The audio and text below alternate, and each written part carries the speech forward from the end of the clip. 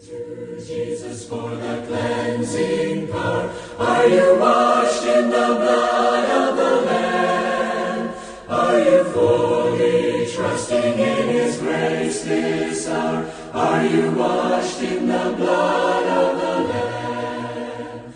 Are you washed? Ameli bantu basedaku sizonicenga apha kule ndawo bantu. Sizocengana nani ukuba nimmamele uThixo xa ethetha. Size kuni apha sizonicenga ukuba lo mphefumlo wakho lo angade ayolala esihogweni ade yotsha esihogweni. Sizocengana nawe mntu kaThixo ngoba uThixo ukudalile nenjongo ngawe. Injongo yakhe khange ukuba wena utya isono apha emhlabeni. Injongo yakhe khange ukuba wena uhambe uye esihogweni kodwa uyohamba uye kuThixo. Sizocenga wena mntu lo ungafuni umamela uThixo, mntu lo uvale inhliziyo. Sizocenga kakhumane namhlanje uwamkele lo Yesu Kristu sithetha ngaye. Haleluya. Uthethelela izolo. Sizokuqala onenqaba ngathi ngoba sasingaboni. Thina qala kodwa wasenzela inxeba. Ndime apha nje ndenzela inxeba nguYesu Kristu. Bendingumoni ndifana nomntu yonke lo kodwa igazi lakhe linamandla okususa izona. Nakuwondenza umntu omtsha. Nakutheni bamu uyakwazi ukutshintsha wena. Wena mntu ungafuni ukufa, ungafuni niks ngoThixo, wena mntu ungafuni nova ngoYesu, uyakwazi ukuguqula ngoba uthembile. Ayonjongo yakhe ke sana ukuba wena uyotsha. Ayonjongo yakhe ukuba wena uyothonentwa ngamadimoni kodwa injongo yakhe He wants best for you. So sizocenga nemiphefumlo yenu. Lingade nibe ngamagqula lesono. Usathana angadala ingani apha emhlabeni elilibazisa. Esezisa izono ezimandi kube mandi ukubona kodwa sizokucenga. Kake uze kuThixo, kake uze kuYesu Kristu uyive kuba ayikho mandi nalento. Imandi lesono ayikho mandi nalento. Xa wena usondele nomdali wakho, xa wena usondele noYesu. Haleluya. Zoyiva uthani nasivula. Thani nasilulutsha. Sizizwe imandi lento. Haleluya. Jesus. Unamandla okukhulu. Haleluya bakho. Akwenza umntu omtsha. Akutshoni izona apha kuwe. Ndazibona apha kumu. Zicuthulwa one by one. Kade ndangulo mntu ndinguye namhlanje. Uyasazisusa. Uyasazisusa nje njengoba ngumntanam nje. Umntanam akazenze zinto. Iza kuYesu. Ukhubana le nto sithetha ngayo. Kumvume namhlanje. Uthi Yesu ndakwamkela njengenkosi nomsindisi. Ubone bana, ubomi bakho buzoguquka. Izinto zizoba ngcono ekhayeni, kwifemeli yakho.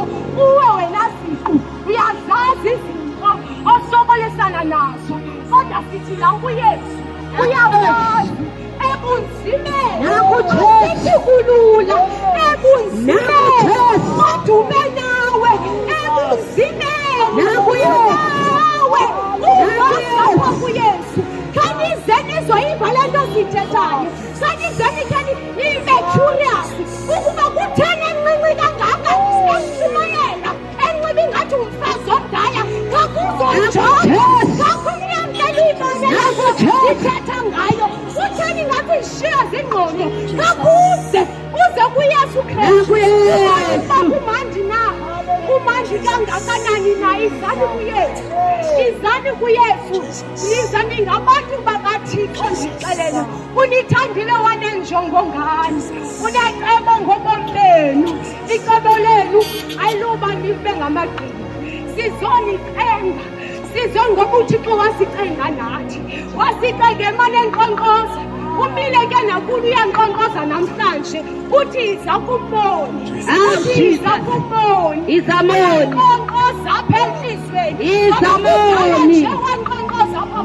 sade savula singafuni ukufa kodwa sade savula kake uthi uvule nawe ungade uye entshokolaleni wavula ngalo khango ungayivulanga inhliziyo yakho kakuze kuyesu namhlanje ubone uba akuzotshintsha nto na. Hallelujah. Awuzoba ngumuntu ongcono izinto zakho zizoba right na. Nanku Yesu Kristu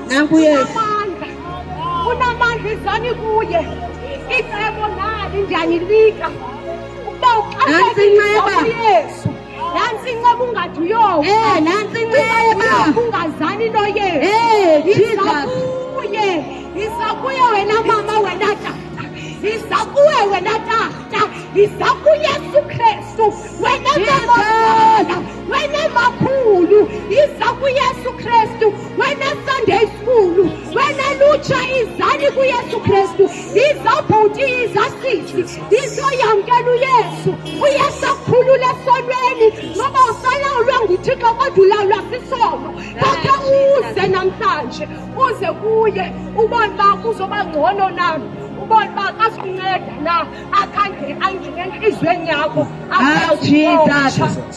izani kuyesu sizonicenga bazalwane bani basedaku nakubomi sizonicenga apha edaku sithi izani ingade nibe ngabagqili usathana eniwastele ixesha ngoba nizolifuna ixesha xa selifika esihogweni eli xesha liveli ngalo apha emhlabeni ngoba usathana nje elapha nje ufuna uliwaste ixesha lakho kube mandi ethaveni kanti uwastana nexesha lakho kube mandi emjolweni kanti uwaste ngexesha lakho la investment buyi-investe emjolweni ngeske wayithatha wayi-investa kuthixo alathando buli-investa kulo mntu umthandayo kakuyithatha uyi-investa kuthixo ubone kuba kazokuthanda 10,000 more than laa mntu ubone aphethaveni akuzoba mandi ecaweni xa ujayivela uthixo xa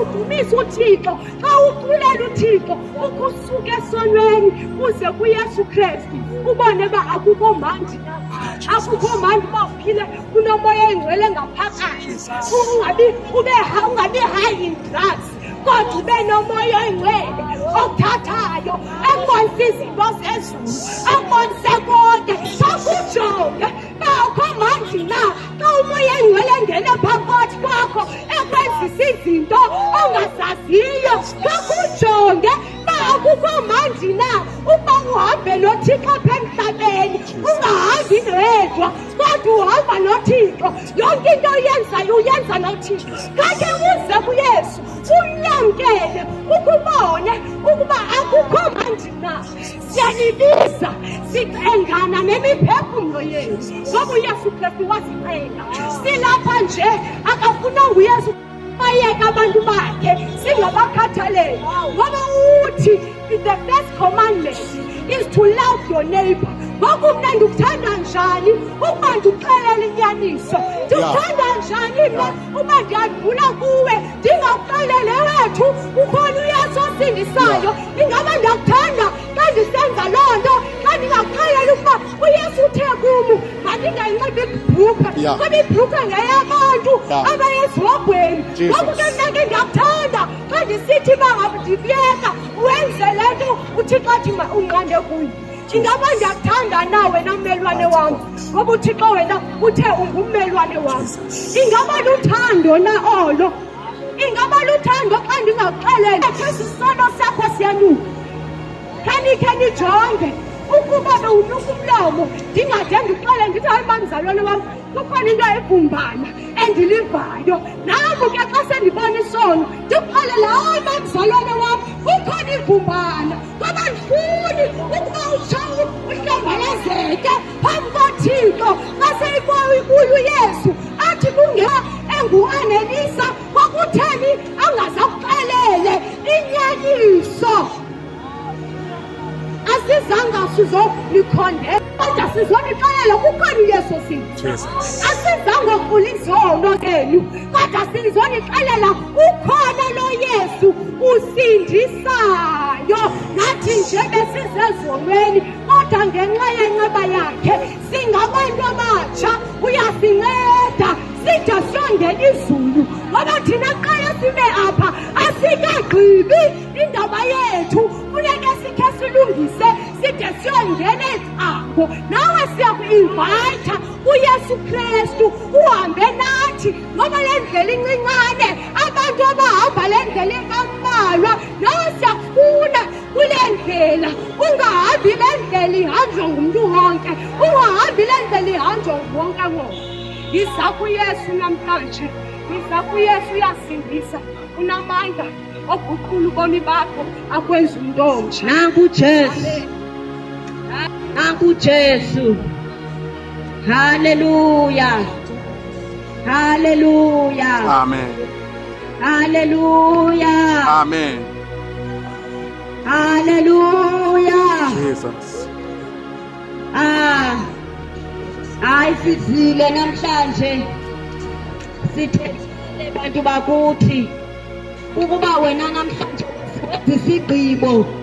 wenza isigqibo nawe uzixelele ngaphakathi ubandonele ukuphila impilo yezono uzixelele ngaphakathi uba mna andifuni oba ziinkuni zesihogo isigqibo sesakho it is your personal decision nguwe fanele ukholelwe ngeyakho inhliziyo nguwe fanele ubavume ngokwakho umlomo uba uJesu Kristu uyinkosi thina singathetha kude kuse phandle kodwa gqibele funeka wenza isigqibo ngoba umntu nomntu namhlanje osekhaya ezulwini wasenza isigqibo sokuthatha uYesu Kristu abe yinkosi nomsindisi wakhe ngoba kungenwa ngesango bantu bakuthi ezulwini kungenwa ngesango isango nguJesu yenza isigqibo namhlanje ubufuna ubona izulu yenza isigqibo usaphila ngoba ulazi ngomso lakho yenza isigqibo haleluya sithi namhlanje yenzani isigqibo kuloo ndawo ukuyo